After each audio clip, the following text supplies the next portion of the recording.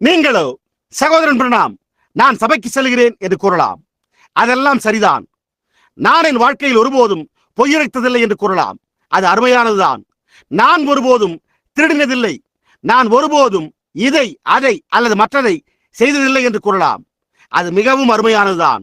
அதெல்லாம் நல்லதுதான். ஆனால் அது பாவமாயிருக்கவில்லை. பாவம் என்பதோ தேவன் தம்மை காண்பிக்கிற போது நீங்கள் அதை அவிசுவாசித்து நீங்கள் அதற்கு செவி கொடுக்காமல் இருப்பதே ஆகும். நீங்கள் என்னுடைய சபை அதை போதிக்கிறதில்லை என்று கூறலாம். வேதம் அதை போதிக்கிற வரையில் தேவன் அதை நிரூபிக்கிறார். எனவே அதுதான் முக்கிய காரியமாகும். இப்பொழுது அப்படியே ஒரு வினாடி கவனியுங்கள். இப்பொழுது நாம் உண்மையான ஏதோ ஒரு காரியத்தின் மேல் உண்மையாகவே ஆழமான ஒன்றின் பேரில் துவங்கப் போகிறோம். எனவே நீங்கள் உங்களுடைய மனகவனத்தை வெளியே சிதறவிடாமல் கட்டுப்பாடோடு வைத்துக் கொள்ளுங்கள். இப்பொழுது உண்மையாகவே கூர்ந்து கவனியுங்கள். ஆனபடியினாலே அவருடைய இளைப்பாறுதலில்